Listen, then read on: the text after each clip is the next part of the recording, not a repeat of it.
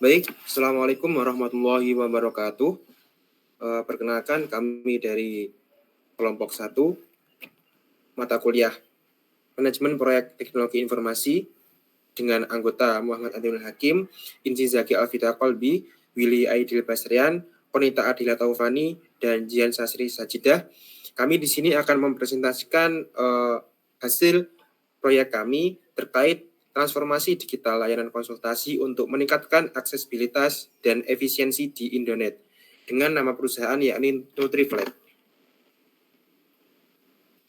Yang pertama yakni terkait deskripsi perusahaan. Nutriflect merupakan perusahaan konsultan IT yang berpengalaman dalam menyediakan solusi teknologi inovatif untuk organisasi kesehatan, di mana dengan keahlian pengembangan aplikasi berbasis web dan mobile, Nutriflect menghadirkan platform yang memungkinkan ekspansi bisnis global, layanan konsultasi fleksibel, dan aksesibilitas yang tinggi.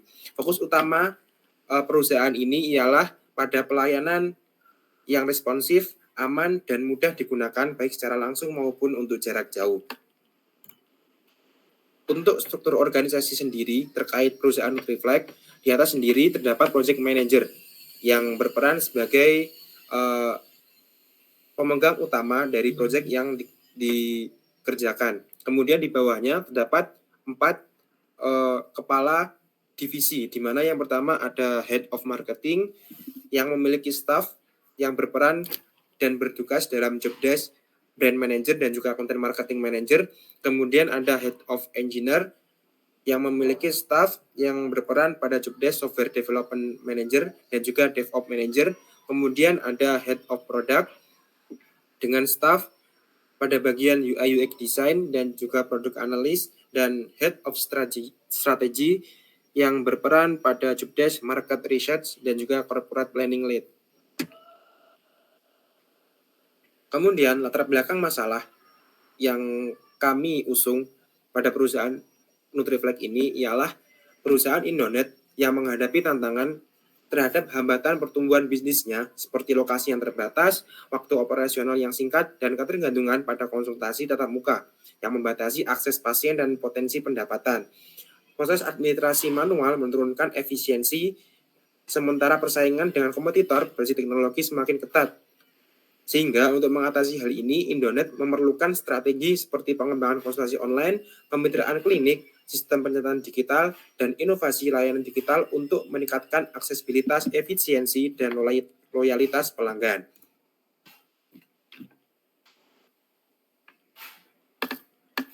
Next.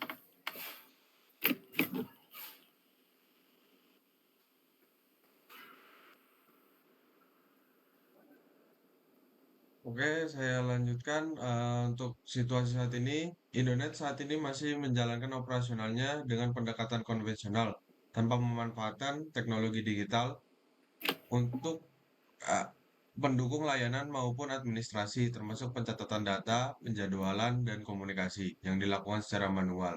Hal ini menghambat efisiensi kerja, membatasi fleksibilitas, dan memperlambat respon pelayanan. Deskripsi masalahnya, yang pertama, Indonet hanya beroperasi pada hari Senin hingga Kamis di kantor pusat Kota Malang, menyulitkan pasien yang di luar kota atau yang memiliki keterbatasan waktu. Yang kedua, fokus pada konsultasi tatap muka membatasi jumlah pasien yang dilayani per hari, sehingga berpotensi kehilangan peluang pendapatan. Ketiga, proses manual dalam pengelolaan jadwal, data pasien, dan layanan menyebabkan inefisiensi tinggi. Dan yang keempat, kompetitor seperti Gizigo dan aplikasi digital lainnya mengancam posisi Indonet. MOV-nya di sini yang pertama, meningkatkan kecepatan pencatatan pasien sebesar 80% dari rata-rata 10 menit menjadi 5 menit per pasien dalam waktu 6 bulan sejak implementasi dengan evaluasi bulanan untuk memastikan efisiensi konsistensi peningkatan. Yang kedua, mengurangi biaya operasional dan sumber daya manusia hingga 30% melalui pengembangan layanan konsultasi online dan sistem pencatatan berbasis komputer dalam 12 bulan. Yang ketiga, mempercepat proses konsultasi hingga 50% dengan target waktu layanan maksimal 20 menit per sesi konsultasi online yang dievaluasi setiap 3 bulan selama 1 tahun. Dan yang terakhir, meningkatkan jumlah pasien hingga 50% dalam 1 tahun melalui perluasan layanan konsultasi online dan kolaborasi dengan klinik di luar Malang, dengan kenaikan minimal 10% setiap kuartal dan evaluasi bulanan.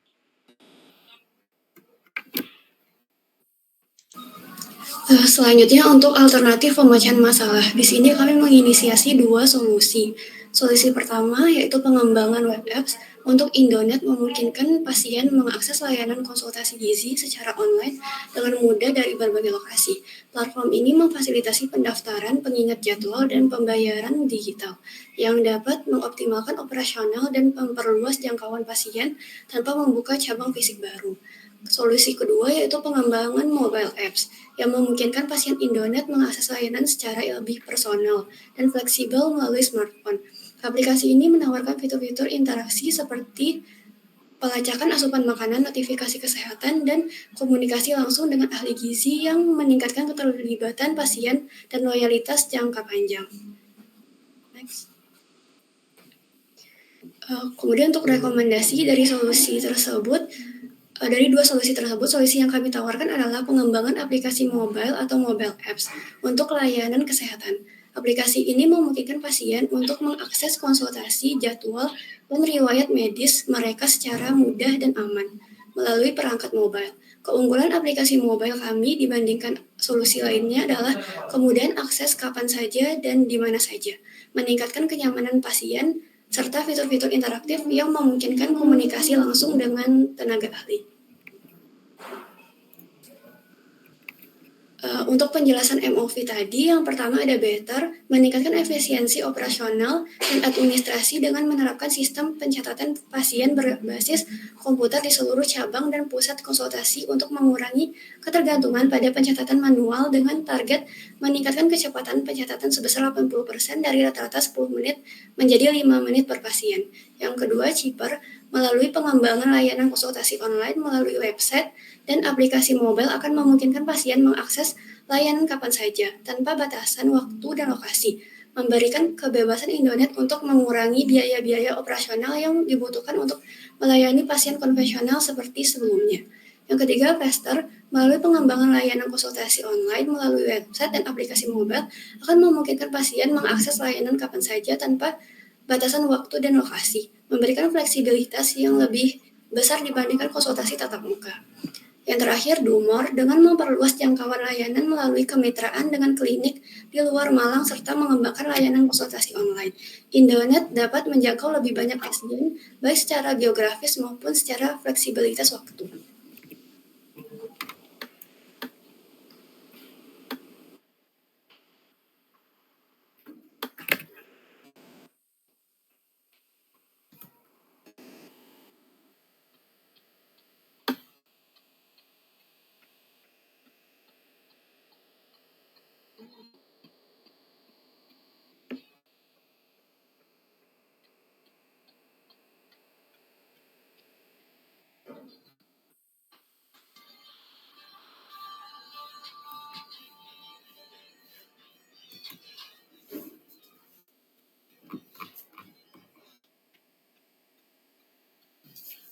Fungsi MOV yaitu berdasarkan dengan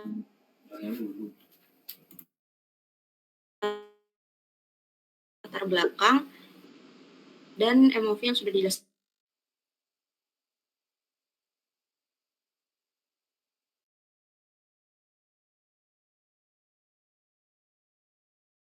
tanpa dukungan teknologi yang memadai dan proses pengelolaan jadwal dilaksanakan secara manual, ini menjadi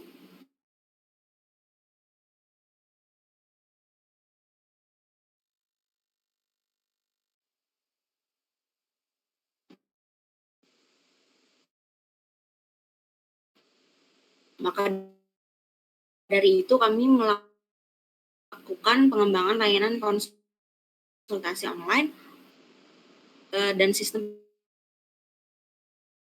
Kami melakukan pengembangan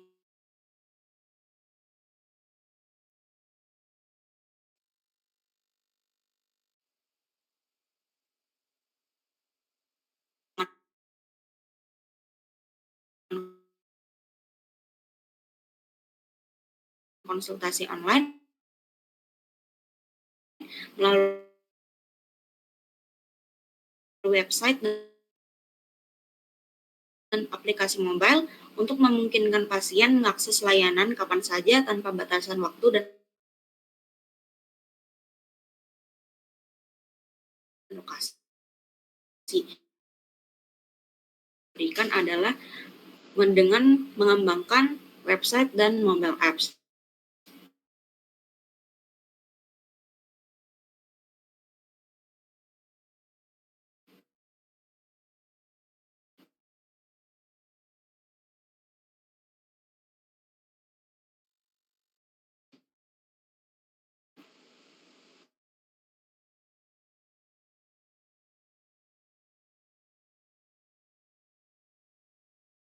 Next.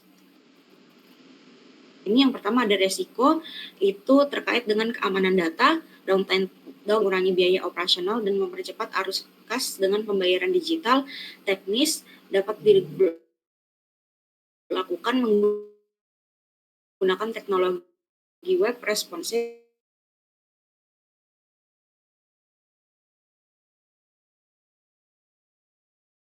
dan infrastruktur cloud. Yang ketiga, organisasi yaitu sejalan dengan visi Indonet untuk ekspansi digital. Dan keempat adalah hukum, yaitu terkait dengan TBO atau inflow, merupakan besar keuntungan yang bisa diambil oleh organisasi setiap tahunnya. Pada TBO ini ada 3 poin, yaitu menambah kinerja, menambah akurasi, dan menambah pelayanan. Selanjutnya, untuk TCO atau outflow di sini merupakan perkiraan adalah 532 juta untuk 6 tahun. Kemudian untuk TBO-nya tadi selama 6 tahun adalah 1,8 M. Kemudian ada yang namanya cash flow, di sini adalah selisih dari inflow dan outflow, yaitu keuntungan bersih setelah dikurangi pengeluaran. Diskon faktor. Diskon faktor ini dihitung berdasarkan diskon rate. Di sini diskon rate yang digunakan adalah 10%, yang mana tingkat keuntungan yang diharapkan atau tingkat kemampuan pengembalian minimum tiap tahunnya dapat dilihat pada tabel berikut dengan diskon rate. Dapat dilihat pada tabel berikut untuk tahun pertama hingga tahun ke-6. Kemudian di sini adalah kumulatif discount cash flow, yaitu untuk melihat seberapa kapan dan tahun berapa biaya yang dikeluarkan itu akan dapat dikembalikan kembali untuk menutup biaya investasi. Kemudian ada payback period, ini setelah dihitung berdasarkan tabel, yaitu diketahui yaitu tahun ketiga sebesar 129 juta. Dilihat dari kumulatif diskon cash flow yang bernilai positif. Kemudian ada BEP, yaitu break even point di sini, yaitu tahun keempat bulan ke-11 sebesar 539 juta. Kemudian ada ROI, yaitu menganalisis tingkat pengembalian investasi, yaitu sebesar 514%. Kemudian ada NPV, net present value, yaitu memperkirakan nilai uang saat ini berdasarkan perkiraan cash flow, yaitu mulai dari tahun pertama hingga tahun ke-6 adalah sekitar 255 juta. Next.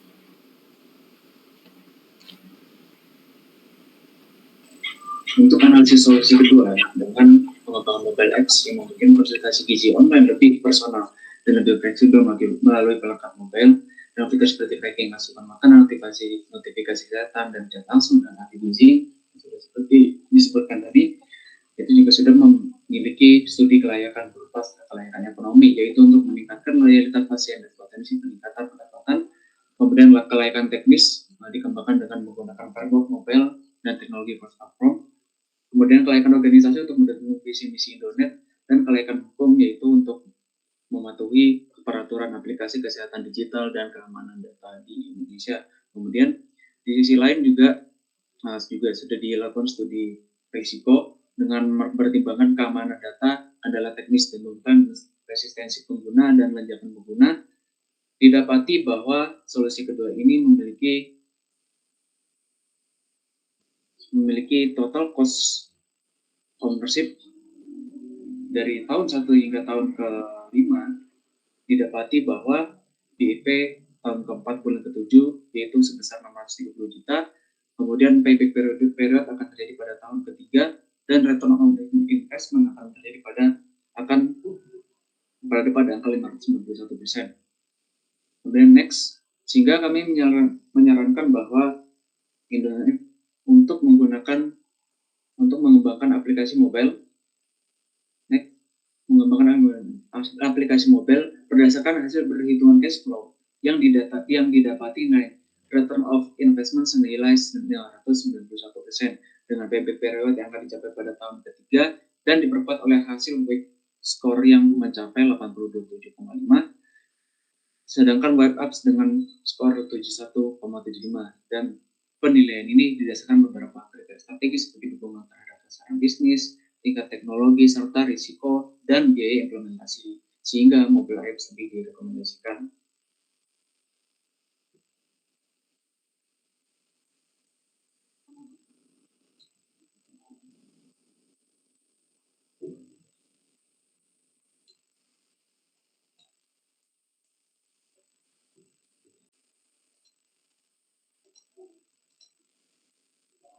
Adapun bentuk prototipe dari aplikasi NutriFlex yang sudah dikembangkan adalah seperti berikut ini.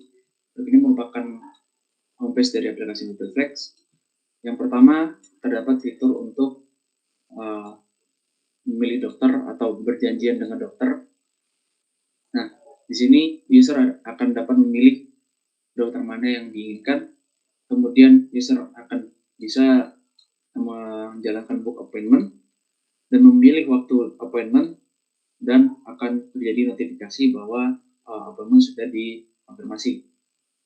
Setelah itu, di sini juga terdapat fitur chat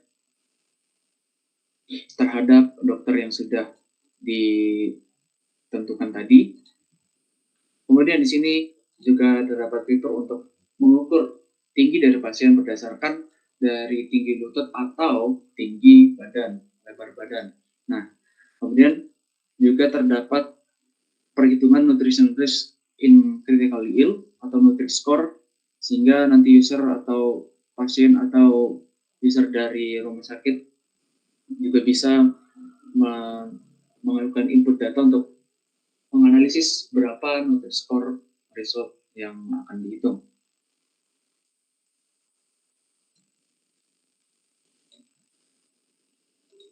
Dan adapun dari bentuk dari web apps-nya sendiri adalah sebagai berikut. Karena mempertimbangkan hal-hal yang sudah disebutkan tadi, dipilihlah dari mobile apps. Mungkin cukup sekian dari kelompok kami. Apabila ada kekurangannya, kami mohon maaf yang sebesar-besarnya. Sekian dari kami. Assalamualaikum warahmatullahi wabarakatuh.